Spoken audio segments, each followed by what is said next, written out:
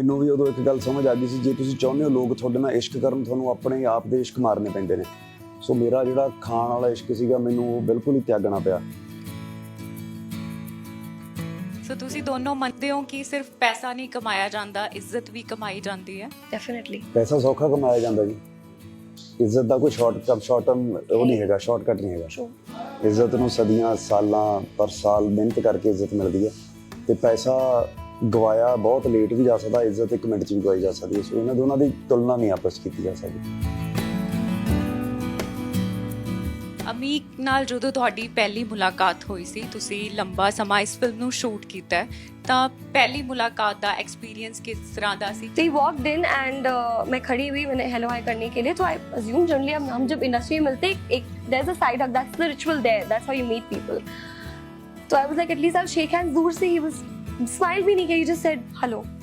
And I was like, he seems like a very big सड़ू. तो director Harman said अच्छा नीचे बैठ जा, और अमीक सृष्टि को ना ऐसे पीछे से पकड़ लेना। अमीक ने पकड़ने गया तो उसके हाथ ऐसे से कांप रहे थे। I looked at him, I'm like, हाँ, you're not nervous. They laughed, he accepted कि हाँ, I am, you know, I was nervous.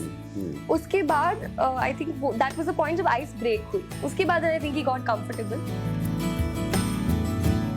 ਕੁਛ ਅਜਿਹਾ ਜੋ ਤੁਸੀਂ ਆਪਣੇ ਪੇਰੈਂਟਸ ਤੋਂ ਸਿੱਖਿਆ ਜਾਂ ਜਿਸ ਨੂੰ ਤੁਸੀਂ ਬਹੁਤ ਐਡਮਾਇਰ ਕਰਦੇ ਹੋ? ਓਨੈਸਟੀ ਬਹੁਤ ਸਟਰੋਂਗਲੀ ਬਿਲੀਵ ਕਰਦਾ। ਜੇ ਮੈਨੂੰ ਓਨੈਸਟੀ 'ਚ 10 ਜਿੰਨੇ ਮਰਜ਼ੀ ਨੰਬਰ ਸਾਰੀ ਉਮਰ ਦਿੱਤੇ ਜਾਣਗੇ, ਉਹ ਮੇਰੇ ਘਰਦਿਆਂ ਕਰਕੇ। But Ameek was very honest and transparent. I think मुझे कभी कुछ भी ऐसा था जो beyond my job as an actor, if there were things that I wanted to know or I could know, he's very honest. He's literally one of the most honest producers I've ever worked with. ਕੁਛ ਅਜਿਹੀਆਂ ਚੀਜ਼ਾਂ ਜੋ ਹੁਣ ਐਦਾਂ ਲੱਗਦੀਆਂ ਹੁੰਦੀਆਂ ਕਿ ਇਹ ਕਿਉਂ ਹੈ, ਇਹਨਾਂ ਦੀ ਜ਼ਰੂਰਤ नहीं है। तो आजकल एक वो ट्रेंड बन गया है where people constantly want to see, oh, how many followers does this person have before casting you? I don't think that makes sense. My followers on social media do not define my talent, क्योंकि वहाँ पे मैं अपनी acting skills नहीं दिखा रही हूँ। So be it anybody, मुझे ये बहुत strongly लगता है, and this I really appreciate about him also, कि when he was making such a big project, उन्होंने एक second के लिए भी ये नहीं सोचा कि you know I want to have like a huge name or something. He reached out to me, approached, and even though he knew कि शायद risk होगा, क्योंकि मैं यहाँ से हूँ नहीं, मुझे language नहीं पता। ਤੁਹਾਡੇ ਲਈ ਪਰਸਨਲੀ ਆਪਣੀ ਲੁੱਕਸ ਦੇ ਵਿੱਚ ਇਹ ਬਦਲਾਵ ਲੈ ਕੇ ਆਉਣਾ, ਕਿਉਂਕਿ ਬਹੁਤ ਮੁਸ਼ਕਿਲ ਹੁੰਦਾ ਹੈ ਆਪਣੀ ਬਾਡੀ ਦੇ ਉੱਪਰ ਕੰਮ ਕਰਨਾ। ਜਿਹੜੇ ਫਿਟਨੈਸ ਕੋਚ ਸੀਗੇ ਉਹ ਉਹਨਾਂ ਨੇ ਸਿੱਧਾ ਕਹਿਤਾ ਸੀ ਵੀ ਖਾਣ ਪੀਣ ਦਾ ਤੇ ਮਤਲਬ ਵਰਕਾ ਹੀ ਪਾੜਨਾ ਪੈਣਾ। ਜਿਹੜੀ ਵੀ ਚੀਜ਼ ਨੂੰ ਆਪਾਂ ਸਵਾਦ ਕਹਿ ਦਿੰਦੇ ਆ, ਜਿਹੜੀ ਵੀ ਚੀਜ਼ 'ਚ ਮਾਸਾ ਜਿਹਾ ਵੀ ਸਵਾਦ ਆ ਗਿਆ, ਤੁਸੀਂ ਲੂਣ ਤੋਂ ਬਗੈਰ ਕੁਝ ਵੀ ਖਾ ਨਹੀਂ ਸਕਦੇ। ਜੇ ਲੂਣ ਪਾ ਲਓ ਤੁਹਾਨੂੰ ਚੀਜ਼ ਸਵਾਦ ਲੱਗਣ ਲੱਗ ਪੈਂਦੀ ਹੈ। ਸੋ ਬੇਸਿਕਲੀ ਸਵਾਦ ਸ਼ਬਦ ਤੁਹਾਡੇ ਉਹਦੇ 'ਚੋਂ ਨਿਕਲ ਜਾਂਦਾ ਜੀ।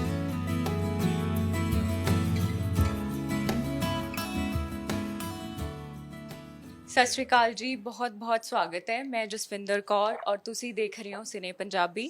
18 ਅਗਸਤ ਨੂੰ ਫਿਲਮ ਜੂਨੀਅਰ ਸਿਨੇਮਾ ਘਰਾਂ ਦਾ ਸ਼ਿੰਗਾਰ ਬਣਨ ਵਾਲੀ ਹੈ। ਜਦੋਂ ਤੁਸੀਂ ਜੂਨੀਅਰ ਫਿਲਮ ਦਾ ਟ੍ਰੇਲਰ ਵੇਖੋਗੇ ਤਾਂ ਤੁਹਾਡੇ ਮਨ ਦੇ ਵਿੱਚ ਇੱਕ ਖਿਆਲ ਆਏਗਾ ਕਿ ਇਹ ਜੋ ਕਹਾਣੀ ਹੈ ਇਹ ਬਾਲੀਵੁੱਡ ਦੀ ਹੈ, ਇਹ ਹਾਲੀਵੁੱਡ ਦੀ ਹੈ ਜਾਂ ਫਿਰ ਇਹ ਪੋਲੀਵੁੱਡ ਦੀ ਹੈ। ਲੇਕਿਨ ਅਸੀਂ ਖੁਸ਼ਕਿਸਮਤ ਹਾਂ ਕਿ ਸਾਡੇ ਪੰਜਾਬੀ ਸਿਨੇਮਾ ਦੇ ਵਿੱਚ ਅਜਿਹੀ ਫਿਲਮ ਬਣੀ ਹੈ। ਡੈਬਿਊ ਫਿਲਮ ਹੈ 2 ਕਿਰਦਾਰਾਂ ਦੀ, 2 ਅਦਾਕਾਰਾਂ ਦੀ, ਸ਼ਾਇਦ ਜਿਸ ਦੇ ਵਿੱਚੋਂ ਇੱਕ ਦਾ ਤੇ ਸੁਪਨਾ ਸੀ ਕਿ ਉਹ ਕਰੀਨਾ ਕਪੂਰ ਬਣਨਾ ਚਾਹੁੰਦੇ ਆ, ਲੇਕਿਨ ਆਪਾਂ ਗੱਲਬਾਤ ਕਰ ਲੈਂਦੇ ਹਾਂ ਔਰ ਉਹਨਾਂ ਨੂੰ ਬਹੁਤ ਮੁਬਾਰਕਾਂ ਦੇਣੀਆਂ ਵੀ ਬਣਦੀਆਂ, ਕਿਉਂਕਿ ਨਵੇਂ ਚਿਹਰਿਆਂ ਦੀ, ਨਵੇਂ ਟੈਲੈਂਟ ਦੀ ਹਮੇਸ਼ਾ ਹੀ ਸਾਨੂੰ ਲੋੜ ਮਹਿਸੂਸ ਹੁੰਦੀ ਹੈ। ਸੋ ਸਵਾਗਤ ਕਰ ਲੈਂਦੇ ਹਾਂ ਅਮੀਕ ਵਿਰਕ ਔਰ ਸ੍ਰਿਸ਼ਟੀ ਜੈਨ ਦਾ। ਬਹੁਤ ਸਵਾਗਤ ਹੈ। Thank you so much. ਬਹੁਤ ਮੁਬਾਰਕਾਂ debut film the. Thank you so much. Thank you. ਸੋ ਜਿਸ ਤਰ੍ਹਾਂ ਸ੍ਰਿਸ਼ਟੀ ਮੈਂ ਕਿਹਾ ਕਿ ਤੁਸੀਂ ਤੇ ਕਰੀਨਾ ਕਪੂਰ ਬਣਨਾ ਚਾਹੁੰਦੇ ਸੀਗੇ ਔਰ ਸੋਚਿਆ ਹੀ ਸੀਗਾ ਕਿ ਐਕਟਿੰਗ ਕਰੀਅਰ ਦੇ ਵਿੱਚ ਜਾਣਾ ਹੈ, ਲੇਕਿਨ ਮੈਂ ਤੁਹਾਡੇ ਤੋਂ ਮਾਫੀ ਮੰਗਦੇ ਹੋਏ ਪਹਿਲਾਂ ਅਮੀਕ ਤੋਂ ਪੁੱਛ ਲੈਂਦੀ ਹਾਂ ਕਿ ਤੁਸੀਂ ਵੀ ਐਕਟਰ ਬਣਨਾ ਚਾਹੁੰਦੇ ਸੀ? ਨਹੀਂ ਮੈਮ, ਐਕਟਰ ਦਾ ਕੋਈ ਸੀਗਾ ਨਹੀਂ, ਖਿਆਲ ਨਹੀਂ ਸੀਗਾ। ਮੈਂ ਪ੍ਰੋਡਿਊਸਰ ਸੀਗਾ, ਮੈਂ ਇੱਕ ਫਿਲਮ ਮੇਕਰ ਬਣਨਾ ਚਾਹੁੰਦਾ ਸੀ ਤੇ ਮੈਂ ਫਿਲਮ ਮੇਕਰ ਹੀ ਬਣਨਾ ਚਾਹੂੰਗਾ ਅੱਗੇ ਵੀ। ਫਿਲਮ ਮੇਕਿੰਗ ਦੇ ਵਿੱਚ ਜੇ ਸੁਧਾਰ ਵਾਸਤੇ ਕਿਤੇ ਮੈਨੂੰ ਐਕਟਿੰਗ, ਸਟੋਰੀ ਰਾਈਟਿੰਗ, ਕੁਝ ਵੀ ਜੋ ਮੈਨੂੰ ਲੱਗਾ ਵੀ ਮੈਂ ਕਰ ਸਕਦਾ, ਕਰਨ ਦੇ ਕਾਬਿਲ ਹਾਂ, ਮੈਂ ਉਹ ਜ਼ਰੂਰ ਕਰੂੰਗਾ ਆਪਣੀ ਕਿਸੇ ਵੀ ਫਿਲਮ ਨੂੰ ਇੱਕ ਵਧੀਆ ਰੰਗ ਦੇਣ ਲਈ। ਸੋ ਜਿਵੇਂ ਫਿਲਮ ਦੀ ਰਿਲੀਜ਼ਿੰਗ ਡੇਟ ਕਰੀਬ ਆ ਰਹੀ ਹੈ, ਨਰਵਸਨੈਸ ਬਣਦੀ ਵੀ ਹੈ ਔਰ ਉਹ ਜ਼ਰੂਰੀ ਵੀ ਹੁੰਦੀ ਹੈ, ਲੇਕਿਨ ਉਹ ਕਿਸ ਕਿਸਮ ਦੀ ਨਰਵਸਨੈਸ ਹੈ? ਨਰਵਸਨੈਸ ਮੈਮ ਸਿਰਫ ਫਿਲਮ ਪ੍ਰੋਜੈਕਟ ਨੂੰ ਜਿਹੜੇ ਲੈਵਲ ਤੇ ਅਸੀਂ ਸੋਚਿਆ ਸੀ ਲੈ ਕੇ ਜਾਣਾ, ਉਸ ਲੈਵਲ ਤੇ ਲੈ ਕੇ ਜਾਣ ਦੀ ਨਰਵਸਨੈਸ ਹੈ। ਬਾਕਸ ਆਫਿਸ ਵਾਈਜ਼ ਨਹੀਂ ਮੈਂ ਕਹਿ ਰਿਹਾ, ਮੈਂ ਲੋਕਾਂ ਦਾ ਪਿਆਰ, ਲੋਕਾਂ ਦੀ ਇੱਜ਼ਤ ਜਿਹੜੀ ਇਸ ਫਿਲਮ ਪ੍ਰਤੀ ਹੁਣ ਤੱਕ ਮਿਲੀ ਹੈ, ਉਹ ਐਵੇਂ ਹੀ ਫਿਲਮ ਵੇਖਣ ਤੋਂ ਬਾਅਦ ਬਰਕਰਾਰ ਰਹਿ ਕੇ ਜਾਂ ਇਹਦੇ ਨਾਲੋਂ ਦੁੱਗਣੀ ਚੌਗਣੀ ਹੋਵੇ, ਇੱਕ ਇਹ ਉਮੀਦ ਆ, ਇਸ ਉਮੀਦ ਦੀ ਨਰਵਸਨੈਸ ਹੈ ਬਸ। ਇਹ ਕਹਿ ਵੀ ਸਕਦੇ ਹਾਂ ਕਿ ਤੁਹਾਡੀ ਟੀਮ ਦੇ ਵੱਲੋਂ ਤੁਹਾਡੇ ਵੱਲੋਂ ਬਹੁਤ ਜ਼ਿਆਦਾ ਮਿਹਨਤ ਕੀਤੀ ਜਾ ਰਹੀ ਹੈ ਕਿ ਸਾਡੇ ਵੱਲੋਂ 100% ਦਿੱਤਾ ਜਾਵੇ। ਹਾਂਜੀ ਹਾਂਜੀ। ਉਹ ਨਜ਼ਰ ਆ ਰਿਹਾ ਹੈ। ਸ੍ਰਿਸ਼ਟੀ, ਪੰਜਾਬੀਆਂ ਦੇ ਵੱਲੋਂ ਮਿਲ ਰਿਹਾ ਪਿਆਰ ਕਿਵੇਂ ਲੱਗ ਰਿਹਾ ਹੈ? बहुत अच्छा लग रहा है, अनरियल लग रहा है एक्चुअली, क्योंकि एक तो ऑब्वियसली मैं जब अब बात करी तो यहाँ की लैंग्वेज मुझे आती नहीं, मैं यहाँ से हूँ नहीं, बट फिर भी इतनी स्ट्रॉन्ग एक्सेप्टेंस और इतना प्यार मिल रहा है, आई थिंक कि इमेजिन भी नहीं किया था मैंने। और आई थिंक वो मिल भी इसलिए रहा है बिकॉज इतनी अमेजिंग फिल्म से मेरा इंट्रोडक्शन हो रहा है, इस फिल्म से मेरा डेब्यू हो रहा है, तो that's the credit also goes to the team and them for giving me this platform जहाँ मुझे रिटर्न में प्यार मिल सके। ਅਮੀਕ ਨਾਲ ਜਦੋਂ ਤੁਹਾਡੀ ਪਹਿਲੀ ਮੁਲਾਕਾਤ ਹੋਈ ਸੀ, ਤੁਸੀਂ ਲੰਬਾ ਸਮਾਂ ਇਸ ਫਿਲਮ ਨੂੰ ਸ਼ੂਟ ਕੀਤਾ ਹੈ, ਤਾਂ ਪਹਿਲੀ ਮੁਲਾਕਾਤ ਦਾ ਐਕਸਪੀਰੀਅੰਸ ਕਿਸ ਤਰ੍ਹਾਂ ਦਾ ਸੀ? ਕਿਉਂਕਿ ਉਹ ਪ੍ਰੋਡਿਊਸਰ ਵੀ ਨੇ, ਉਹ ਐਕਟਰ ਵੀ ਨੇ, ਸੋ ਬਹੁਤ ਕੁਝ ਮਾਈਂਡ 'ਚ ਚੱਲ ਰਿਹਾ ਹੁੰਦਾ। I have to keep my cup to tell you this. So, तो मैं जब पहली बार मैंने लैंडेड यहाँ पे, Shamsher came to pick me up, और पूरे रास्ते मेरी जो भी बातें चल रही थी कि क्या, कहाँ, कैसे, whatever, he was giving me the basic introduction and everything. फिर उन्होंने बताया कि हम अमीक के घर पे जा रहे हैं, उनकी टीम वहीं पे है, तो वहीं पे मिलेंगे। तो गई, मैं पहले टीम से मिली, एंड आई थिंक अमीक ऊपर, उनके घर में ऊपर जिम है, तो वहाँ जिम में थे, and then he came down. तो when he came, I stood out. Actually मेरे पास जो फोटो आई थी अमीक की और जो मैंने देखा, मैं एक्चुअली, मुझे थोड़ा टाइम लगा रिकग्नाइज करने में, because the photo is very different and he is work so hard on himself, he is looking completely different अभी। तो ही वॉकड इन, एंड मैं खड़ी हुई, मैंने हेलो हाई करने के लिए, तो आई अज्यूम जनरली हम जब इंडस्ट्री में मिलते, एक there is a side hug, that's the ritual there, that's how you meet people. तो I was like at least I shake hands. दूर से ही वाज स्माइल भी नहीं किया, he just said hello, and I was like he seems like a very big सड़ू। कहा कोई बात नहीं, ठीक है, अब किया है, कर लेंगे काम। उसके बाद ही आई थिंक तैयार होके बाहर है, हम तीनों को फोटोज लेनी थी। तब मैंने इनकी तरफ देख के मेरे को ऐसा लगा कि चलो may be because he acting for the first time, हो सकता है नर्वसनेस हो। तो मैंने पूछा, मैंने कहा यू नर्वस? कह रहे नहीं ऐसा कुछ नहीं, ऐसा कुछ। हम लोग ओके ठीक है। उसके बाद once photos with her were done, हम दोनों को फोटोज लेने थे कपल, तो our डायरेक्टर हरमन सेड अच्छा नीचे बैठ जा, और अमीक सृष्टि को ना ऐसे पीछे से पकड़ लेना। अमीक ने पकड़ने गया तो उसके हाथ ऐसे से कांप रहे थे। I looked at him, I am like हाँ, you are not nervous. They laughed, he accepted कि हाँ I am, you know, I was nervous. उसके बाद I think that was the point जब ice break हुई। उसके बाद I think he got comfortable, and my first impression तो वो था, but उसके बाद when I got to know him, I think my first impression one was that I love his thought process and his vision, because जो आप देख भी रहे हैं इस फिल्म के through, and otherwise other than that I feel like he's a very pure-hearted human being। मतलब इतने फिल्म, एक होता है ना इंडस्ट्री में इतने साल रहने के बाद अपनी प्योरिटी और इनोसेंस को इंटैक्ट रखना मुश्किल हो जाता है, but he is kept it intact. Ameek, ਤੁਸੀਂ ਪ੍ਰੋਡਿਊਸਰ ਬਤੌਰ ਫਿਲਮ ਇੰਡਸਟਰੀ ਦੇ ਨਾਲ ਜੁੜੇ, ਹਰ ਕਿਸੇ ਨੂੰ ਤੁਹਾਡੀ ਸਕਸੈਸ ਨਜ਼ਰ ਆਉਂਦੀ ਹੁੰਦੀ ਹੈ ਕਿ ਉਹ ਇੱਕ ਸਕਸੈਸਫੁਲ ਫੇਸ ਹੈ ਜਾਂ ਉਹਨਾਂ ਨੇ ਇਹ ਅਚੀਵਮੈਂਟਸ ਕਰ ਲਿਆ, ਲੇਕਿਨ ਉਹ ਸਕਸੈਸ ਤੱਕ ਪਹੁੰਚਣ ਲਈ ਬਹੁਤ ਸਾਰੀਆਂ ਅਨਸਕਸੈਸ ਸਟੋਰੀਜ਼ ਹੁੰਦੀਆਂ ਸਾਡੀਆਂ, ਜੋ ਕੋਈ ਨਹੀਂ ਜਾਣਦਾ ਹੁੰਦਾ। ਬਹੁਤ ਜ਼ਰੂਰੀ ਹੁੰਦਾ ਉਸ ਦੇ ਬਾਰੇ ਗੱਲ ਕਰਨਾ, ਕਿਉਂਕਿ ਸ਼ਾਇਦ ਫਿਰ ਹਰ ਕਿਸੇ ਨੂੰ ਇਹੀ ਲੱਗਦਾ ਹੁੰਦਾ ਹੈ ਕਿ ਉੱਥੇ ਹੀ ਪਹੁੰਚਣਾ ਹੈ, ਲੇਕਿਨ ਉੱਥੇ ਪਹੁੰਚਿਆ ਕਿਵੇਂ ਜਾਂਦਾ ਹੈ ਇਹ ਕਿਸੇ ਨੂੰ ਨਹੀਂ ਪਤਾ ਹੁੰਦਾ। ਸੋ ਫਰਸਟ ਪ੍ਰੋਜੈਕਟ ਨਾਲ ਜਦੋਂ ਤੁਸੀਂ ਜੁੜੇ, ਤੁਸੀਂ ਕਿਹਾ ਕਿ ਮੈਂ ਆਪਣੇ ਪੇਰੈਂਟਸ ਦਾ ਬਹੁਤ ਸ਼ੁਕਰਗੁਜ਼ਾਰ ਹਾਂ ਕਿ ਉਹਨਾਂ ਦੀ ਬਦੌਲਤ ਮੈਂ ਇਸ ਇੰਡਸਟਰੀ ਨਾਲ ਜੁੜ ਪਾਇਆ। ਜਦੋਂ ਤੁਸੀਂ ਫਰਸਟ ਟਾਈਮ ਇਸ ਇੰਡਸਟਰੀ ਦੇ ਨਾਲ ਜੁੜੇ ਸੀ, ਤਾਂ ਇਹ ਮਾਈਂਡ 'ਚ ਸੀਗਾ ਕਿ ਮੈਂ ਕਾਮਯਾਬ ਹੋ ਸਕਦਾ ਹੈ ਜਾਂ ਮੈਂ ਕਾਮਯਾਬ ਨਹੀਂ ਹੋ ਪਾਊਂਗਾ? ਮੈਂ ਫਰਸਟ ਟਾਈਮ ਸਾਰਿਆਂ ਨੂੰ ਇਹੀ ਹੁੰਦਾ ਹੈ ਕਿ ਇੱਕ ਮਤਲਬ ਗੱਲ ਬਣੂਗੀ ਕਿ ਨਹੀਂ ਬਣੂਗੀ, ਤੇ ਮੈਨੂੰ ਫਰਸਟ ਟਾਈਮ ਵਾਲੀ ਨਰਵਸਨੈਸ ਤੇ ਸੀਗੀ ਬਿਕੋਜ਼ ਮੈਂ ਫਿਲਮ ਲਾਈਨ ਨੂੰ ਬਿਲੋਂਗ ਨਹੀਂ ਕਰਦਾ ਸੀਗਾ। ਮੇਰਾ ਨਾਨਕਾ ਪਰਿਵਾਰ ਜ਼ਰੂਰ ਕਰਦਾ, ਸ਼ਾਇਦ ਉਹਨਾਂ ਨੂੰ ਵੇਖ ਕੇ ਹੀ ਮੈਨੂੰ ਸੀਗਾ ਕਿ ਮੈਂ ਵੀ ਇਸ ਲਾਈਨ ਦਾ ਹਿੱਸਾ ਹੋਵਾਂ। ਮੈਂ ਲੋਕਾਂ ਨੂੰ ਇਹ ਨਹੀਂ ਪਤਾ ਵੀ ਮੈਂ ਬੇਸਿਕਲੀ ਇੱਕ ਸਕੈਚ ਆਰਟਿਸਟ ਵੀ ਹਾਂ, ਮੈਂ ਡਰਾਅ ਕਰਦਾ ਹੁੰਦਾ। ਮੈਂ ਮਤਲਬ ਕਿਸੇ ਦਾ ਫੇਸ ਕਹਿ ਲਓ ਜਾਂ ਕਿਸੇ ਦਾ ਕਾਰਟੂਨ ਬਣਾਉਣਾ ਕਹਿ ਲਓ, ਜਾਂ ਬੇਸਿਕਲੀ ਪੇਂਟਿੰਗ ਨਹੀਂ ਕਹਿੰਦੇ, ਸਕੈਚ ਕਰ ਲੈਂਦਾ ਮੈਂ। ਸੋ ਉਹ ਇੱਕ ਚੀਜ਼ ਸੀਗੀ ਜਿਹਦੇ ਕਰਕੇ ਮੈਨੂੰ ਲੱਗਦਾ ਸੀਗਾ ਵੀ ਮੈਂ ਥੋੜ੍ਹਾ ਬਹੁਤਾ ਮਤਲਬ ਕਲਾਕਾਰ ਸ਼ਾਇਦ ਹੈਗਾ। ਅਤੇ ਮੈਂ ਫਿਲਮਾਂ ਵੇਖ ਕੇ ਐਜ਼ ਕ੍ਰਿਟਿਕ ਬਹੁਤ ਸੋਚਦਾ ਹੁੰਦਾ ਸੀਗਾ ਇਹਦੇ 'ਚ ਐਂ ਹੋ ਸਕਦਾ ਸੀ, ਇਹ 'ਚ ਐਂ ਕਰ ਲੈਂਦੇ, ਪਰ ਉਹ ਸਭ ਵਹਿਮ ਹੁੰਦੇ ਨੇ। ਜਦੋਂ ਤੁਸੀਂ ਆਪ ਫਿਲਮ ਬਣਾਉਣ ਲੱਗੋ ਤੁਹਾਨੂੰ ਪਤਾ ਲੱਗਦਾ ਵੀ ਉਹ ਕਈ ਚੀਜ਼ਾਂ ਤੁਹਾਡੇ ਹੱਥ 'ਚ ਨਹੀਂ ਹੁੰਦੀਆਂ। But I consider my self very Lucky, ਮੈਨੂੰ ਬੰਬੂ ਕਾਟ ਮਿਲੀ ਪਹਿਲੀ ਫਿਲਮ, ਤੇ ਮੇਰੇ ਪੈਰ ਇੰਡਸਟਰੀ 'ਚ ਜੰਮ ਗਏ, ਪੱਕੇ ਹੋ ਗਏ। ਵੇਖ ਬਰਾਤਾਂ ਚੱਲੀਆਂ ਦੂਜੀ ਫਿਲਮ ਸੀਗੀ, ਉਹਦੇ ਨਾਲ ਬਸ ਉਹ ਹੋਰ ਪੱਕ ਗਏ। ਤੇ ਇੱਕ ਜਿਹੜੇ ਕਹਿੰਦੇ ਵੀ ਇੱਕ ਲੋਕ ਇੰਡਸਟਰੀ ਦੇ ਜਿਹੜੇ ਨੇ ਉਹ ਹੋਰ ਸੀਰੀਅਸ ਲੈਣ ਲੱਗ ਗਏ ਵੀ ਯਾਰ ਠੀਕ ਆ, ਇਹ ਰੈਕਰਿੰਗ ਪ੍ਰੋਡਿਊਸਰ ਹੋਣਾ ਬਹੁਤ ਔਖਾ। ਵਨ ਟਾਈਮ ਪ੍ਰੋਡਿਊਸਰ ਹੋਣਾ ਤੁਹਾਡੇ ਨੂੰ ਸਿਰਫ ਪੈਸੇ ਦੀ ਲੋੜ ਆ। ਰੈਕਰਿੰਗ ਪ੍ਰੋਡਿਊਸਰ ਦੇ ਵਿੱਚ ਤੁਹਾਨੂੰ 2 back to back super hit ਦੇਣੀਆਂ is not a simple thing, ਕੋਈ ਔਖਾ ਕੰਮ ਹੈ। ਫਿਰ ਉਹ ਤੋਂ ਬਾਅਦ ਸਾਡੇ ਕੋਲ ਇੱਕ ਅੱਧੀ ਗਲਤੀ ਵੀ ਹੋਈ ਆ ਫਿਲਮ ਮੇਕਿੰਗ 'ਚ, ਬਟ ਉਹੀ ਹੈ ਨਾ ਵੀ ਤੁਸੀਂ ਸਿਰਫ ਚੰਗੀਆਂ ਫਿਲਮਾਂ ਬਣਾ ਕੇ ਸਿੱਖਦੇ ਨਹੀਂ, ਤੁਸੀਂ ਗਲਤੀਆਂ ਤੋਂ ਜ਼ਿਆਦਾ ਸਿੱਖਦੇ ਹੋ। ਸੋ ਮੈਨੂੰ ਲੱਗਦਾ ਵੀ ਇਹ ਸਫ਼ਰ ਤੈਅ ਕਰਨਾ ਜ਼ਰੂਰੀ ਸੀਗਾ ਮੇਰਾ 6 ਫਿਲਮਾਂ ਦਾ, ਆਪ ਵੀ ਸਾਰਾ ਕੁਝ ਸਿੱਖਣਾ, ਵੇਖਣਾ, ਸਾਰੀ ਐਗਜ਼ੀਕਿਊਸ਼ਨ ਪ੍ਰੋਪਰਲੀ ਵੇਖ ਕੇ ਸਮਝ ਕੇ ਹੀ ਜੂਨੀਅਰ ਵਰਗੀ ਚੀਜ਼ ਨੂੰ ਅੰਜਾਮ ਦੇਣਾ ਤੇ ਆਪ ਉਹਦੇ ਵਿੱਚ ਕਰ ਲੈਣਾ, ਕੰਮ ਕਰ ਲੈਣਾ, ਹੌਸਲਾ ਕਰ ਲੈਣਾ। ਸੋ ਉਹ ਇੱਕ ਜਰਨੀ ਸੀਗੀ, ਉਹ ਕੁਝ ਚੰਗੀਆਂ ਚੀਜ਼ਾਂ, ਕੁਝ ਗਲਤ ਚੀਜ਼ਾਂ ਤੋਂ ਮਿਲ ਕੇ ਸਿੱਖ ਕੇ ਹੀ ਆ ਫੈਸਲਾ ਲਿਆ ਗਿਆ। ਔਰ ਬਿਲਕੁਲ, ਕਿਉਂਕਿ ਜੂਨੀਅਰ ਵਰਗਾ ਜਿਹੜਾ ਪ੍ਰੋਜੈਕਟ ਹੈ, ਜਦੋਂ ਅਸੀਂ ਟ੍ਰੇਲਰ ਵੇਖਦੇ ਹਾਂ ਤਾਂ ਲੱਗਦਾ ਹੈ ਕਿ ਵਾਕਿਆ ਹੀ ਉਸ ਕਿਸਮ ਦਾ ਮਾਈਂਡ 'ਚ ਪਹਿਲਾਂ ਸੋਚਿਆ ਗਿਆ ਪ੍ਰੋਜੈਕਟ ਸੀ ਕਿ ਇਸ ਤੇ ਕੰਮ ਕਰਨ ਲਈ ਐਦਾਂ ਹੀ ਨਹੀਂ ਆਇਆ ਜਾ ਸਕਦਾ। ਹਾਂਜੀ, ਉਹ ਨਜ਼ਰ ਆਉਂਦਾ ਹੈ। ਬਿਲਕੁਲ। ਸ੍ਰਿਸ਼ਟੀ, ਲਾਸਟ ਟਾਈਮ ਅਸੀਂ ਜਦੋਂ ਗੱਲਬਾਤ ਕੀਤੀ ਤਾਂ ਤੁਸੀਂ ਮੇਰੇ ਨਾਲ ਸਾਂਝਾ ਕੀਤਾ ਕਿ ਮੈਂ ਕਿਸੇ ਟਾਈਮ ਤੇ ਮੇਰੀ ਲੁੱਕਸ ਨੂੰ ਲੈ ਕੇ ਕਿਸ ਤਰ੍ਹਾਂ ਦੀ ਗੱਲਬਾਤ ਹੋਈ ਸੀ। ਮੈਂ ਤੁਹਾਡੀਆਂ ਪਿਕਚਰਸ ਦੇਖੀਆਂ, ਵਾਕਿਆ ਹੀ ਨਹੀਂ ਲੱਗਦਾ ਕਿ ਤੁਸੀਂ ਹੋ।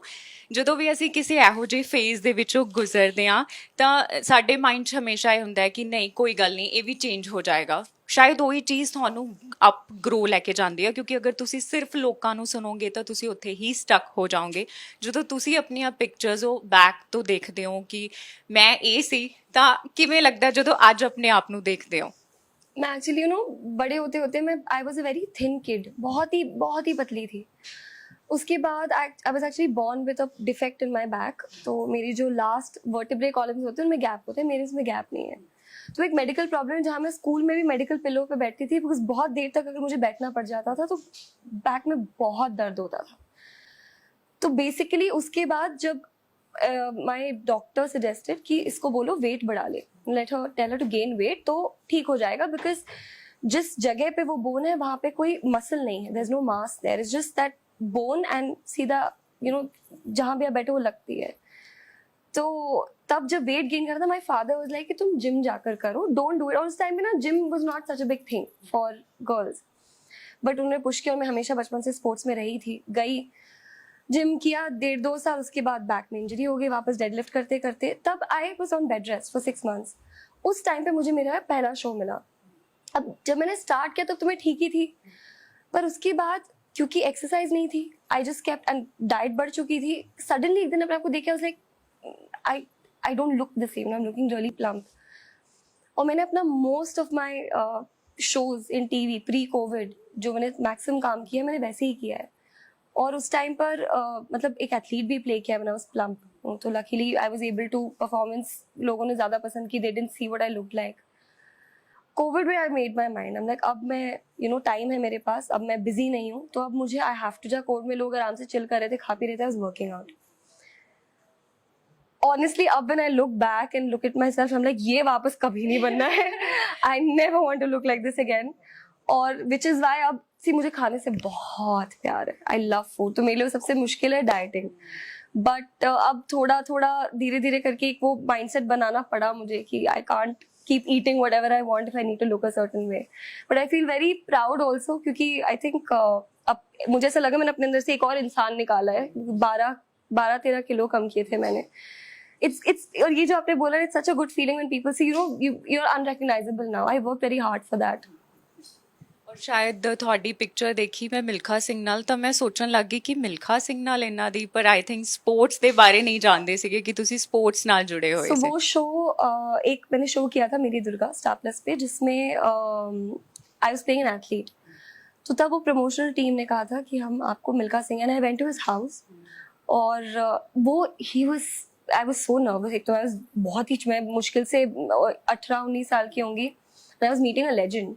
I was extremely nervous, मैं कहा पता नहीं बात भी क्या करूँगी, कैसे होगा। But he was so nice। उनके घर में घुसते से he has an entire wall of his achievements, pictures, सब कुछ बताया। उन्होंने अपनी फैमिली से मिलवाया, and he offered a lot of advice because उस शो में I was actually running, I've been an athlete growing up, तो वो जो शॉट्स होते थे वो मैं ही देती थी सारे, और एक्चुअल एथलीट्स के साथ ही दौड़ती थी। पर उनसे मिलना was genuinely a dream come true, and I was very upset when I found out that he was no more. But he's an amazing. There's a reason why he's called a legend. ਬਿਲਕੁਲ ਬਿਲਕੁਲ।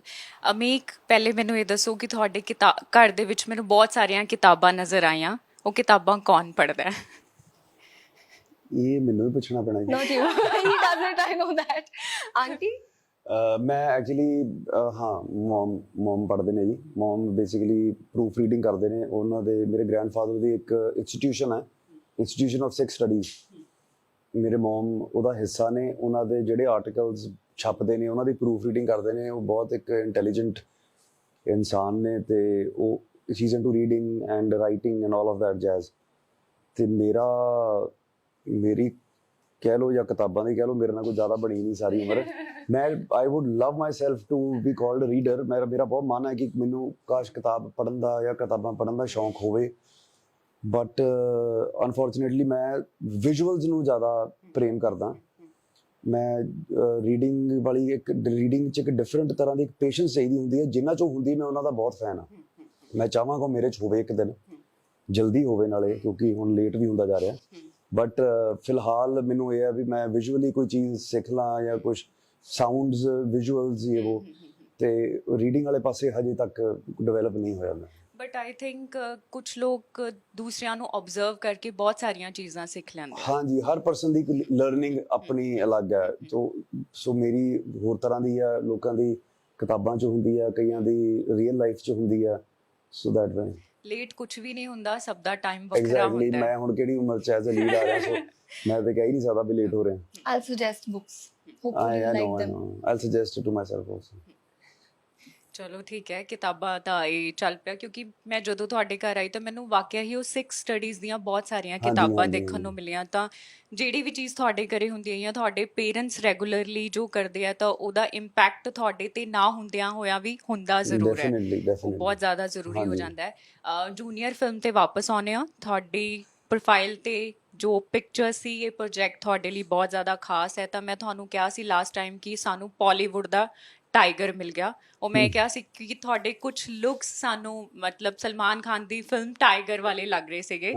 ਸੋ ਤੁਹਾਡੇ ਲਈ personally ਆਪਣੀ looks ਦੇ ਵਿੱਚ ਇਹ ਬਦਲਾਵ ਲੈ ਕੇ ਆਉਣਾ, ਕਿਉਂਕਿ ਬਹੁਤ ਮੁਸ਼ਕਿਲ ਹੁੰਦਾ ਹੈ ਆਪਣੀ ਬਾਡੀ ਦੇ ਉੱਪਰ ਕੰਮ ਕਰਨਾ।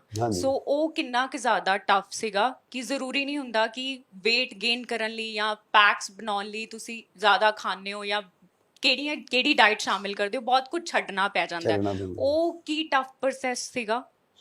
ਮੈਮ ਜਿਵੇਂ ਇਹਨਾਂ ਨੇ ਕਿਹਾ, ਮੈਨੂੰ ਲੱਗਦਾ ਹਰ ਪੰਜਾਬੀ ਨੂੰ ਖਾਣ ਪੀਣ ਨਾਲ ਬਹੁਤ ਇਸ਼ਕ ਹੁੰਦਾ ਜੀ।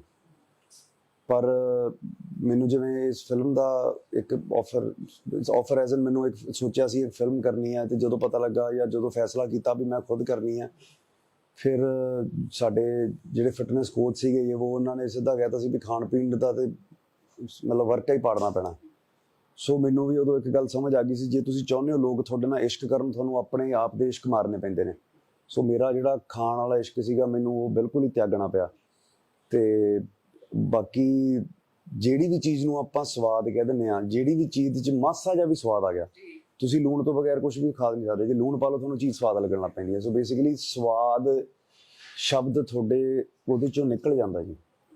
ਤੇ ਖਾਣ ਪੀਣ ਬਿਲਕੁਲ ਛੱਡਣਾ ਪੈ ਗਿਆ ਜੀ। ਜਿਹੜਾ ਵਰਕਆਊਟ ਹੈ ਉਹ ਤੁਹਾਨੂੰ ਸਵੇਰੇ ਖਾਲੀ ਪੇਟ ਸਿਰਫ ਭੱਜਣਾ ਹੈ, ਕਾਰਡੀਓ ਕਰਨਾ ਹੈ, ਐਬਡੋਮਨ ਮਸਲਸ, ਸ਼ਾਮ ਨੂੰ ਵੱਖਰਾ ਜਿਮ ਕਰਨਾ ਹੈ, ਫਿਰ ਸਾਰਾ ਦਿਨ ਰਾਈਟਿੰਗ ਵੀ ਕਰ ਲੈਣੀ ਵਿੱਚ ਇਹਨਾਂ ਨੇ ਆ ਕੇ ਫਿਰ ਐਕਟਿੰਗ ਦੀ ਕਲਾਸਿਸ ਵੀ ਕਰਵਾ ਦੇਣੀਆਂ ਨੇ।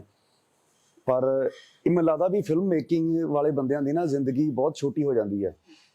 ਉਹ ਹੋਰ ਮਤਲਬ ਉਮਰ ਨਹੀਂ ਘਟਦੀ, ਉਹਨਾਂ ਦੀ ਜ਼ਿੰਦਗੀ ਛੋਟੀ ਹੋ ਜਾਂਦੀ, ਛੇਤੀ ਲੰਘ ਜਾਂਦੀ ਹੈ। ਸਾਨੂੰ 2 ਸਾਲ ਪਤਾ ਹੀ ਨਹੀਂ ਲੱਗੇ ਕਿਵੇਂ ਲੰਘੇ।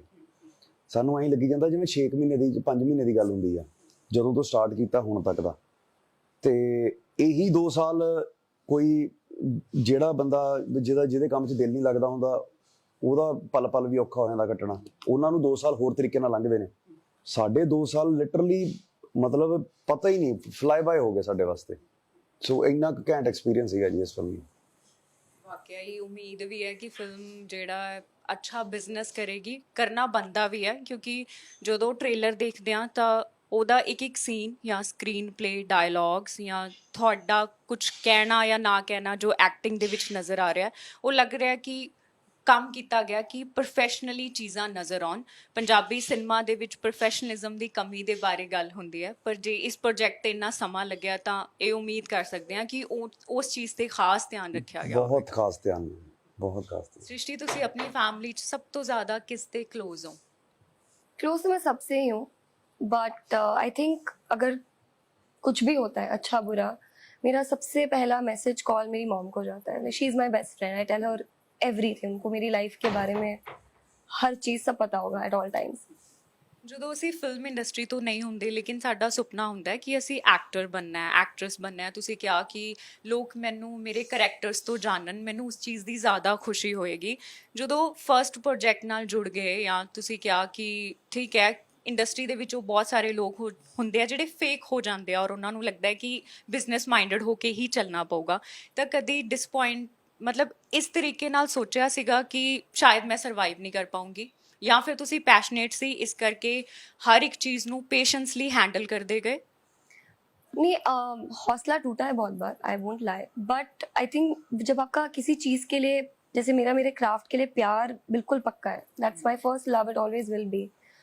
तो that passion was the reason कि जब भी अगर ऐसा हुआ है, देयर हैव बीन डेज जहाँ मुझे लगा यार नहीं करती, छोड़ देती हूँ, या मॉम डैड ने भी जब देखा है मुझे रोते हुए, अपसेट होते हुए, तो वो भी बोलते थे कि मत कर, you know, just do something else. But I think अंदर से वो आवाज़ आती थी, अगर ये नहीं करूँगी तो ज़िंदगी में खुश नहीं रह पाऊंगी, यही करना है और कुछ भी नहीं करना।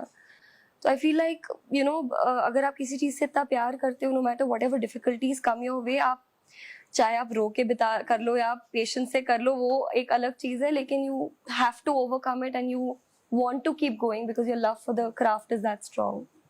ਬਿਲਕੁਲ ਉਹ ਬਹੁਤ ਜ਼ਿਆਦਾ ਜ਼ਰੂਰੀ ਹੁੰਦਾ ਹੈ। ਐਜ਼ ਅ ਗਰਲ ਜਦੋਂ ਤੁਸੀਂ ਪੈਸ਼ਨੇਟ ਹੋ ਤਾਂ ਇਹ ਚੀਜ਼ ਹੋਣੀ ਅੰਦਰ ਬਹੁਤ ਜ਼ਰੂਰੀ ਹੈ। ਅਮੀਕ, ਅਜਿਹਾ ਕੀ ਹੈ ਜੋ ਤੁਸੀਂ ਕਦੀ ਵੀ ਕਿਸੇ ਕੀਮਤ ਤੇ ਨਹੀਂ ਕਰੋਗੇ?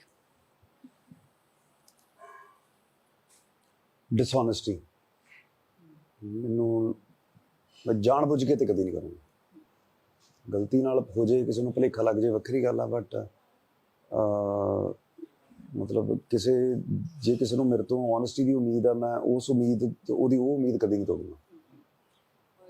ਮੈਨੂੰ ਲੱਗਦਾ ਹੈ ਅੱਜ ਦੇ ਸਮੇਂ ਦੇ ਵਿੱਚ ਸਭ ਤੋਂ ਮਹਿੰਗੀ ਚੀਜ਼ ਇਹੀ ਹੈ, ਸਭ ਕੁਝ ਮਿਲ ਜਾਂਦਾ ਹੈ ਲੇਕਿਨ ਓਨੈਸਟੀ ਨਹੀਂ ਮਿਲਦੀ ਹੈ। ਹਾਂਜੀ ਹਾਂ, maybe When he says this also, I think even as a producer ना, I have not seen somebody be this honest or this transparent. Generally जो producers होते हैं वो actors को अपने process से दूर रखते हैं, they don't want you to know what's happening because they obviously वहाँ कहीं ना कहीं एक्टर्स की तरफ से भी वो होता है when वो फायदा उठाने की कोशिश करते हैं, कुछ गलत करते हैं, but अमीक was very honest and transparent. I think मुझे कभी कुछ भी ऐसा था जो beyond my job as an actor, if there were things that I wanted to know or I could know, he's very honest. He's literally one of the most honest producers I've ever worked with. ਸੋ ਮਤਲਬ ਇਹ ਵੀ ਬਹੁਤ ਵੱਡੀ ਕਮਾਈ ਹੈ।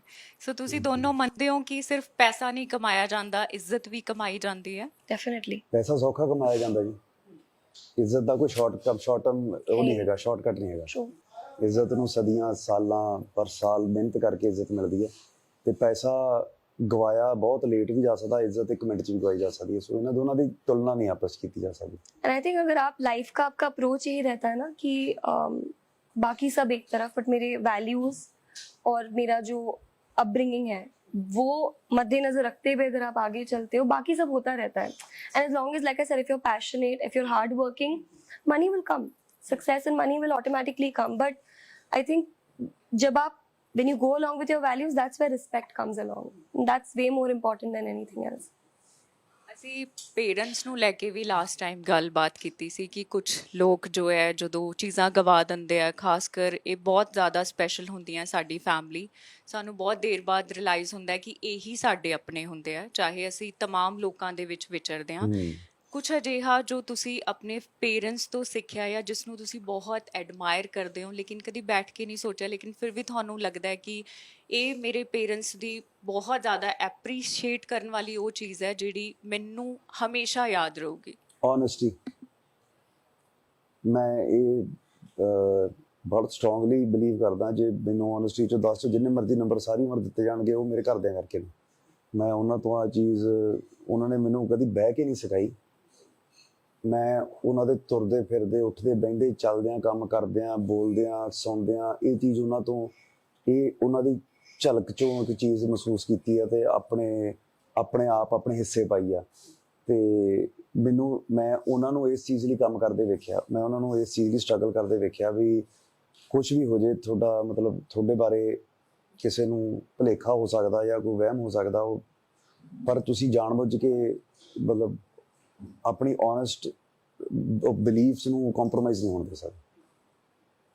सृष्टि की करीना कपूर नाल कदी कोई प्रोजेक्ट करन दी ख्वाहिश है? Why not? मैं एक्चुअली उनसे मिली हुई हूँ एक बार, और मैं आई had gone for lunch to some place in Bandra with one of my friends. मैं उनको अपना मेंटोर बोलती हूँ जिनके साथ मैं गई थी, लता मैम, और वो पहले से वहाँ पे थी एंड उन्होंने बोला था कि जब भी अंदर आएगी ना, she knew Kareena ma'am, Saif sir and Taimur was sitting on the next table. She said, whenever you come inside, just behave. And I was like, okay. मैंने कहा पता नहीं क्यों बोल रही हूँ, जब जाते सी मैंने देखा, I looked at her and she's like, calm down. We sat, मेरे से वो बैठा ही नहीं जा रहा था वहाँ पे, मेरी एक्साइटमेंट नहीं contain. Obviously I know because I'm also an actor now, I don't want to go and disturb anybody in their personal time. जब वो उठ के जाने लगे, लता मैम एकदम से खड़ी होके उनके पास गई ना, she told her that this is my friend Shrishti, she's also an actor and she's आपको देखकर ही उसका एक्टर बनने का. She was lovely. She was so sweet. She came and she hugged me and I wanted to take a picture with her. तो सैफ, मैंने कहा photo ले, मैंने हाँ ऐसे किया, सैफ सर आगे like give, I'll take a picture. उन्होंने वो पिक्चर मैं अपने पोस्ट भी की हुई, वो उन्होंने ली थी and she even looked at me and she said, I'm so glad that I could be an inspiration for you to, you know, achieve your dream. And she called me pretty. Like my life is done. I don't need anything more now. Kareena Kapoor called me pretty. That's it. My life ends there. But yeah, I would love to. अभी कभी match नहीं कर पाऊंगी उनकी energy, उनके aura को, but I would love to work with her someday. Ameek producer ਨੇ, ਉਹਨਾਂ ਦੀ ਡੈਬਿਊ ਫਿਲਮ ਹੈ, ਪੰਜਾਬੀ ਸਿਨੇਮਾ ਨੂੰ ਬਹੁਤ ਬਾਰੀਕੀ ਨਾਲ ਸਮਝਦੇ ਆ, ਸੋ ਉਹਨਾਂ ਦਾ ਕੁਝ ਚੀਜ਼ਾਂ ਨੂੰ ਨਰਵਸ ਲੈ ਕੇ ਹੋਣਾ ਬੰਦਾ ਵੀ ਹੈ, ਲੇਕਿਨ ਤੁਸੀਂ ਨਰਵਸ ਹੋ? Obviously, बहुत नर्वस हूँ. एक तो I think because now Ameek has become one of my closest friends. मेरी जो सबसे बड़ी चीज़ जिसके लिए I am nervous is I just hope the film does really well, most for his sake, because he is worked very very hard on the film and मुझे पता है, सीन 2 साल का जो पूरा प्रोसेस है, I have no idea how he did what he did, और कैसे जो डिफिकल्टीज आई उसके बावजूद we were able to you know make the film and put it across. और उससे ज़्यादा आई थिंक नर्वस इस बात के लिए हूँ कि आई जस्ट होप लोगों को पसंद आ जाए. कोई रिस्क लिया है, एक नई कोशिश है, और मैं जो पंजाबी बोल रही हूँ वो, और हमारी परफॉर्मेंसेस, हमारी मेहनत, बस आई जेन्युइनली बहुत, मेरे आजकल मैं रात में सो ही नहीं पाती because I am constantly just praying and I am worried कि आई जस्ट होप लोगों को पसंद आ जाए हमारी फिल्म. ਨਹੀਂ ਬਿਲਕੁਲ, ਅਗਰ ਮੈਂ ਇਹ ਕਹਾਂ ਕਿ ਸ਼ਾਇਦ ਅਸੀਂ ਲੋਕਾਂ ਦੇ ਵਿੱਚ ਵਿਚਰਦੇ ਹਾਂ ਔਰ ਉੱਥੋਂ ਦੇਖਦੇ ਹਾਂ, ਤਾਂ ਇਸ ਫਿਲਮ ਦਾ ਟ੍ਰੇਲਰ ਦੇਖਣ ਤੋਂ ਬਾਅਦ ਉਹਨਾਂ ਨੇ ਕਿਹਾ ਕਿ ਸਾਨੂੰ ਵਾਕਿਆ ਹੀ ਲੱਗ ਰਿਹਾ ਹੈ ਕਿ ਬੇਸ਼ੱਕ ਕੁਝ ਅਜਿਹੇ ਚਿਹਰੇ ਆ ਜਿਨ੍ਹਾਂ ਨੂੰ ਅਸੀਂ ਜਾਣਨਾ ਹੈ, ਲੇਕਿਨ ਕੰਮ ਬਹੁਤ ਜ਼ਿਆਦਾ ਸੋਹਣਾ ਕੀਤਾ ਗਿਆ. ਸੋ ਉਸ ਦੇ ਲਈ ਬੈਸਟ ਵਿਸ਼ੇਸ ਤੇ ਤੁਹਾਨੂੰ ਬੰਦੀਆਂ ਹੀ ਹੈ. ਮੈਂ ਹੋਰ ਬਹੁਤ ਕੁਝ ਪੁੱਛਣਾ ਚਾਹ ਰਹੀ ਸੀ, ਬਟ ਮੈਨੂੰ ਸਵਾਲ ਸਮਝ ਨਹੀਂ ਆ ਰਹੀ ਮੈਂ ਕਿੱਥੋਂ ਸ਼ੁਰੂ ਕਰਾਂ, ਕਿਉਂਕਿ ਜਦੋਂ ਤੁਸੀਂ ਡੈਬਿਊ ਹੋਣ ਦੇ ਮਤਲਬ ਐਕਟਰਸ ਹੋਣ ਦੇ ਨਾਤੇ ਇੰਡਸਟਰੀ ਦੇ ਵਿੱਚ ਆਉਂਦੇ ਹੋ, ਤਾਂ ਬਹੁਤ ਸਾਰੇ ਇਹੋ ਜਿਹੇ ਐਕਸਪੀਰੀਅੰਸ ਹੈ ਜੋ ਬੋਲ ਕੇ ਨਹੀਂ ਦੱਸੇ ਜਾ ਸਕਦੇ. ਹਰ ਕਿਸੇ ਨੂੰ ਟਾਈਮ ਚਾਹੀਦਾ ਹੁੰਦਾ ਹੈ ਕੁਝ ਚੀਜ਼ਾਂ 'ਤੇ ਗੱਲ ਕਰਨ ਲਈ. ਸ੍ਰਿਸ਼ਟੀ, ਅਗਰ ਮੈਂ ਤੁਹਾਡੇ ਤੋਂ ਇਹ ਸਵਾਲ ਕਰਾਂ ਤਾਂ ਕੁਝ ਅਜਿਹੀਆਂ ਚੀਜ਼ਾਂ ਜੋ ਹੁਣ ਇੱਦਾਂ ਲੱਗਦੀਆਂ ਹੁੰਦੀਆਂ ਕਿ ਇਹ ਕਿਉਂ ਹੈ, ਇਹਨਾਂ ਦੀ ਜ਼ਰੂਰਤ ਨਹੀਂ ਹੈ, ਔਰ ਤੁਹਾਨੂੰ ਲੱਗਦਾ ਹੈ ਕਿ ਹਾਲੇ ਵੇਟ ਕਰਨਾ ਪਊਗਾ, ਮੈਂ ਇਸ ਦੇ ਬਾਰੇ ਗੱਲ ਨਹੀਂ ਕਰ ਸਕਦੀ? विद इन द इंडस्ट्री आजकल ना अनफॉर्चुनेटली एक तो जो ये ट्रेंड बना हुआ है कि अगर आपका कहीं पर भी नाम, जैसे मैं, for me social media is not, it's not what I do, I am not an influencer. और वो मेरे लिए, मैं हर जगह जाके फोटोज नहीं ले सकती, मैं हर जहाँ जा रही हूँ जो कर रही हूँ, I can't record it and put it out there. I like having a personal life. तो आजकल एक वो ट्रेंड बन गया है where people constantly want to see how many followers does this person have before casting you. I don't think that makes sense. My followers on social media do not define my talent, क्योंकि वहाँ पे मैं अपनी acting skills नहीं दिखा रही हूँ. Correct? वहाँ it's an insight into what I'm doing with my life, the places that I'm visiting, and all that has nothing to do with talent. So be it anybody, मुझे ये बहुत strongly लगता है, and this I really appreciate about him also, कि when he was making such a big project, उन्होंने एक second के लिए भी ये नहीं सोचा कि you know I want to have like a huge name or something. He reached out to me, approached, and even though he knew कि शायद risk होगा क्योंकि मैं यहाँ से हूँ नहीं, मुझे language नहीं पता, but he still had that faith. And the most beautiful thing that happened here was, अभी भी बैक होम जब भी कोई ऑडिशन कोई भी नया शो के लिए अप्रोच करते हैं, भले ही वो मुझे जानते हैं, मेरा काम पसंद करते हैं, भले ही चैनल से आया होता है कि सृष्टि को let's try her out, they still want an audition, जबकि वैसी रोल्स मैं कर चुकी हूँ पहले. They didn't ask for it. And I remember asking him, like, you didn't want an audition? And he was like, no, we saw your work and your profile came to us. आपका सारा काम पड़ा हुआ था, हमने देखा, we were sure. I really loved that. I feel like ऐसी approach और लोगों की होनी चाहिए कि आप talent को ज़्यादा importance दो. बाकी शोशा, क्योंकि पता है those things will fade. I've seen a lot of projects fail because people wanted to take people who had big followers or take somebody because of a name. But talent beats everything, very honestly. तो मुझे ये एक चीज़ लगती है कि I really hope, और आगे नए लोगों को भी, नए जो टैलेंट्स हैं उनको भी मौका मिलना चाहिए. आप लोगों को उनके काम के लिए और उनके जो मेहनत वो कर रहे हैं अपने क्राफ्ट पे, उसके लिए ਕਾਸਟ ਕਰੋ. ਬਿਲਕੁਲ ਕੰਮ ਹੀ ਕੰਮ ਤੁਹਾਡੇ ਕੰਮ ਆਉਂਦਾ ਔਰ ਉਹੀ ਤੁਹਾਨੂੰ ਕੰਮ ਦਿਲਾਉਂਦਾ ਹੈ. ਮਤਲਬ Exactly. ਇੱਕ ਨਾ ਇੱਕ ਦਿਨ ਤੇ ਤੁਹਾਨੂੰ ਇਸ ਚੀਜ਼ ਤੇ ਆਉਣਾ ਹੀ ਪਏਗਾ. Exactly. ਤੁਸੀਂ ਪ੍ਰੋਡਿਊਸਰ ਹੋ ਤਾਂ ਤੁਹਾਡੇ ਤੱਕ ਬਹੁਤ ਸਾਰੇ ਲੋਕਾਂ ਦੀ ਅਪਰੋਚ ਹੁੰਦੀ ਹੈ, ਬਹੁਤ ਸਾਰੇ ਲੋਕ ਤੁਹਾਨੂੰ ਮਿਲਣਾ ਚਾਹੁੰਦੇ ਆ, ਲੇਕਿਨ ਤੁਹਾਡੇ ਮਾਈਂਡ 'ਚ ਵੀ ਬਹੁਤ ਸਾਰੀਆਂ ਚੀਜ਼ਾਂ ਚੱਲ ਰਹੀਆਂ ਹੁੰਦੀਆਂ. ਤਾਂ ਕੋਈ ਤੁਹਾਨੂੰ ਕਿਸ ਤਰ੍ਹਾਂ, ਤੁਹਾਡੇ ਬਾਰੇ ਕਿਸ ਤਰ੍ਹਾਂ ਸੋਚ ਸਕਦਾ ਹੈ, ਕੋਈ ਤੁਹਾਨੂੰ ਅੰਡਰਸਟੈਂਡ ਕਰ ਸਕਦਾ ਹੈ. ਸੋ ਇਹ ਜਿਹੜਾ ਪ੍ਰੋਸੈਸ ਚੱਲਦਾ ਹੁੰਦਾ ਹੈ ਬਤੌਰ ਇਸ ਇੰਡਸਟਰੀ ਦੇ ਨਾਲ ਜੁੜਨ ਲਈ, ਕਿ ਇੰਨੇ ਸਾਰੇ ਲੋਕ ਤੁਹਾਡੇ ਤੱਕ ਅਪਰੋਚ ਕਰਨ ਦੀ ਕੋਸ਼ਿਸ਼ ਕਰਦੇ ਆ, ਉਹਨਾਂ ਨੂੰ ਜੋ ਵੀ ਜ਼ਰੀਆ ਮਿਲ ਜਾਏ, ਤਾਂ ਉਹ ਤੁਹਾਡੇ ਲਈ ਪਰਸਨਲੀ ਕੀ ਹੁੰਦਾ ਹੈ? ਕਿਉਂਕਿ ਤੁਸੀਂ ਕਿਸੇ ਨੂੰ ਜਾਣਦੇ ਨਹੀਂ ਹੋ ਔਰ ਤੁਹਾਡੇ ਲਈ ਹੋਰ ਵੀ ਬਹੁਤ ਸਾਰੇ ਕੰਮ ਹੈ ਜਿਹੜੇ ਜ਼ਰੂਰੀ ਹੁੰਦੇ ਆ, ਪਰ ਕੁਝ ਲੋਕ ਅੰਡਰਸਟੈਂਡ ਨਹੀਂ ਕਰਦੇ. ਉਹਨਾਂ ਨੂੰ ਲੱਗਦਾ ਹੈ ਕਿ ਸ਼ਾਇਦ ਐਟੀਟਿਊਡ ਐਂਡ ਬਹੁਤ ਸਾਰੀਆਂ ਚੀਜ਼ਾਂ ਸੋਚੀਆਂ ਜਾਂਦੀਆਂ. ਮੇਰੇ ਤੇ ਹਜੇ ਉਹ ਦੌਰ ਨਹੀਂ ਆਇਆ. ਨਹੀਂ ਸੌਰੀ, ਨਹੀਂ ਭਾਈ, ਮੇਰੇ ਤੇ ਹਜੇ ਉਹ ਦੌਰ ਨਹੀਂ ਆਇਆ ਮੈਮ ਵੀ ਮੈਂ ਉਵੇਂ ਕਿਸੇ ਨੂੰ ਟਾਈਮ ਚਾਹੀਦਾ ਹੋਵੇ ਤੇ ਮੇਰੇ ਤੋਂ ਦਿੱਤਾ ਨਾ ਗਿਆ ਹੋਵੇ. ਪਰਮਾਤਮਾ ਕਰੇ ਉਹ ਦੌਰ ਆਵੇ ਵੀ ਨਾ, ਪਰ ਮੈਨੂੰ ਲੱਗਦਾ ਕਈ ਵਾਰੀ ਕੁਝ ਚੀਜ਼ਾਂ ਤੁਹਾਡੇ ਹੱਥ 'ਚ ਨਹੀਂ ਹੁੰਦੀਆਂ. ਜਿਵੇਂ ਤੁਸੀਂ ਕਹਿ ਰਹੇ ਹੋ, ਜੇ ਕੁਝ ਇੱਕ ਟਾਈਮ ਤੇ ਹੀ ਚਾਰ ਚੀਜ਼ਾਂ, ਮਤਲਬ ਚਾਰ ਥਾਵਾਂ ਤੇ ਤੁਹਾਡੀ ਹੋਣ ਦੀ ਲੋੜ ਆ, ਤੁਸੀਂ ਨਹੀਂ ਹੋ ਸਕਦੇ. ਜਿਵੇਂ ਫੋਰ ਐਗਜ਼ਾਮਪਲ ਹੁਣੇ ਆਪਾਂ ਇੰਟਰਵਿਊ ਕਰਨੀ ਵੀ ਉਨੀ ਜ਼ਰੂਰੀ ਹੈ ਜਿੰਨਾ ਬੰਬੇ ਜਾ ਕੇ ਇੱਕ ਫਿਲਮ ਜਿਹੜੀ ਫਾਈਨਲ ਹੋ ਰਹੀ ਹੈ, ਜਿਹੜੀ ਪੈਕੇਜ ਹੋ ਰਹੀ ਹੈ ਹੁਣ, ਉੱਥੇ ਉਹਨੂੰ ਵੇਖਣਾ ਵੀ ਜ਼ਰੂਰੀ ਹੈ. ਸੋ ਇੱਕ ਚੋਇਸ ਤੇ ਤੁਹਾਨੂੰ ਬਣਾਉਣੀ ਪੈਣੀ ਹੈ ਨਾ ਵੀ ਤੁਸੀਂ ਆਹ ਕਰਨਾ ਕਿ ਉਹ ਕਰਨਾ. ਥੈਂਕਫੁਲੀ ਮੇਰੇ ਕੋਲ ਇੰਨੇ ਖੂਬਸੂਰਤ ਮੈਂਬਰ ਹੈਗੇ ਨੇ ਟੀਮ ਦੇ, ਇੰਨੇ ਇੱਕ ਵਧੀਆ ਘੈਂਟ ਬੰਦੇ ਨੇ ਬਈ ਅਸੀਂ ਇਹ ਕੰਮ ਵੰਡ ਸਕਦੇ ਹਾਂ. ਹਰ ਇੱਕ ਚੀਜ਼ ਦਾ ਇੱਕ ਹੱਲ ਨਿਕਲ ਆਉਂਦਾ. ਸੋ ਜਿਹੜੀ ਤੁਸੀਂ ਗੱਲ ਕਰ ਰਹੇ ਹੋ, ਮੈਂ ਹਜੇ ਉੱਥੇ ਪਹੁੰਚੂੰਗਾ ਤੇ ਜੇ ਉਹ ਐਕਸਪੀਰੀਅੰਸ ਹੋਇਆ ਮੈਨੂੰ, ਤੇ ਜੇ ਮੈਨੂੰ ਉਸ ਤਰੀਕੇ ਦਾ ਕੋਈ ਐਲੀਗੇਸ਼ਨ ਮਿਲਿਆ, ਤੇ ਮੈਂ 100% ਕੋਸ਼ਿਸ਼ ਕਰਾਂਗਾ ਵੀ ਮੈਂ ਉਹ ਐਲੀਗੇਸ਼ਨ ਮੁਕਤ ਹੋ ਜਾਵਾਂ ਰਾਈਟ ਅਵੇ. ਮੈਂ ਉਸ ਚੀਜ਼ ਦਾ ਕੋਈ ਸਪਸ਼ਟੀਕਰਨ ਦੇ ਦਿਆਂ. ਤੇ ਜੇ ਮੇਰੇ ਤੋਂ ਫਿਰ ਵੀ ਨਾ ਦਿੱਤਾ ਗਿਆ, ਤੇ ਜੇ ਮੇਰੇ ਤੋਂ ਉਹ ਵੀ ਇਗਨੋਰ ਹੋ ਗਿਆ, ਤੇ ਮੈਨੂੰ ਫਿਰ ਉਦੋਂ ਹੀ ਪਤਾ ਲੱਗੂਗਾ ਵੀ ਜਿਹੜੀ ਤੁਸੀਂ ਗੱਲ ਕਰ ਰਹੇ ਹੋ ਵੀ ਉਸ 'ਚ ਕੀ ਉਹਦਾ ਮਤਲਬ ਹੈ ਜਾਂ ਕੀ ਨਹੀਂ ਹੈ. ਅੱਜ ਦੀ ਡੇਟ 'ਚ ਤੇ ਮੇਰੇ ਇੱਕ ਬਹੁਤ ਸੀਮਿਤ ਜੀ ਇੱਕ ਲਿਮਿਟਡ ਜਿਹਾ ਸਰਕਲ ਆ, ਇੱਕ ਲਿਮਿਟਡ ਜਿਹੇ ਲੋਕ ਨੇ ਜਿਹੜੇ ਸਾਰੇ ਇਕੱਠੇ ਰਲ ਕੇ ਅਸੀਂ ਇੱਕ ਫਿਲਮ ਨੂੰ ਕਰ ਰਹੇ ਹਾਂ, ਰਿਲੀਜ਼ ਕਰ ਰਹੇ ਹਾਂ. ਤੇ ਕੋਈ ਐਸਾ ਸ਼ਖਸ ਨਹੀਂ ਹੈਗਾ ਜਿਹੜਾ ਕਿਤੇ ਹੋਰ ਆ ਤੇ ਜਿਹੜਾ ਗੱਲ ਕਰਨਾ ਚਾਹ ਰਿਹਾ ਤੇ ਮੈਂ ਉਹਦੇ ਨਾਲ ਨਹੀਂ ਕਰ ਪਾ ਰਿਹਾ. ਤੇ ਹੋਪਫੁਲੀ ਇਹ ਅੱਗੇ ਵੀ ਇਹੋ ਜਿਹਾ ਕੋਈ ਟਾਈਮ ਨਾ ਆਵੇ ਵੀ ਮੈਂ ਨਾ ਕਰ ਸਕਾਂ, ਨਾ ਅਟੈਂਡ ਕਰ ਸਕਾਂ ਕਿਸੇ ਨੂੰ. ਲੇਕਿਨ ਹੋ ਸਕਦਾ ਹੈ ਕਿ ਤੁਹਾਡੇ ਤੱਕ ਬਹੁਤ ਸਾਰੇ ਲੋਕ ਅਪਰੋਚ ਕਰਨਾ ਚਾਹੁੰਦੇ ਹੈ, ਇਸ ਲਈ ਮੈਂ ਇਹ ਸਵਾਲ ਤੁਹਾਨੂੰ ਕੀਤਾ ਸੀਗਾ. ਅੱਛਾ, ਮੈਮ ਉਹ ਜਦੋਂ ਫਿਰ ਹੋਏਗਾ ਫਿਰ ਮੈਂ ਐਗਜ਼ੈਕਟਲੀ ਪ੍ਰੋਪਰ ਆਨਸਰ ਉਹ ਤੋਂ ਦੇ ਸਕਾਂਗਾ ਜੀ ਵੀ ਉਹ ਜੇ ਨਹੀਂ ਮੈਂ ਕਰ ਸਕ ਰਿਹਾ ਤਾਂ ਕਿਉਂ ਨਹੀਂ ਕਰ ਸਕ ਰਿਹਾ. ਸੋ ਬਹੁਤ ਮੁਬਾਰਕਾਂ ਇਸ ਪ੍ਰੋਜੈਕਟ ਲਈ. ਬਹਰਹਾਲ ਤੁਸੀਂ ਇਸ ਦੇ ਵਿੱਚ ਬਿਜ਼ੀ ਹੋ ਔਰ ਇਸੇ ਤੇ ਫੋਕਸ ਹੋਣਾ ਜ਼ਰੂਰੀ ਵੀ ਹੈ. ਹਾਂਜੀ ਮੈਮ, ਉਮੀਦ ਹੈ ਕਿ ਤੁਸੀਂ 100% ਆਪਣਾ ਦੇ ਦਿੱਤਾ ਹੈ ਤਾਂ ਲੋਕ ਵੀ ਇਹਨੂੰ ਉਨੀ ਹੀ ਮੁਹੱਬਤ ਦੇਣਗੇ. ਔਰ ਜਿਹੜਾ ਤੁਹਾਡਾ ਫਰਸਟ ਫਰਾਈਡੇ ਜਿਸ ਤਰ੍ਹਾਂ ਤੁਸੀਂ ਕਿਹਾ ਸੀ ਕਿ ਸਾਡੀ ਜ਼ਿੰਦਗੀ 'ਚੋਂ ਬਹੁਤ ਖਾਸ ਦਿਨ ਹੁੰਦਾ ਹੈ, ਤਾਂ ਉਹ ਸਪੈਸ਼ਲ ਹੀ ਬਣੇ. Thank you so much ji, thank you so much ma'am. So ਇਹ ਸਨ ਸਾਡੇ ਨਾਲ ਅਮੀਕ ਵਿਰਕ ਔਰ ਸ੍ਰਿਸ਼ਟੀ ਜੈਨ, ਜਿਨ੍ਹਾਂ ਦੀ ਫਿਲਮ ਆ ਰਹੀ ਹੈ ਜੂਨੀਅਰ 18 ਅਗਸਤ ਨੂੰ.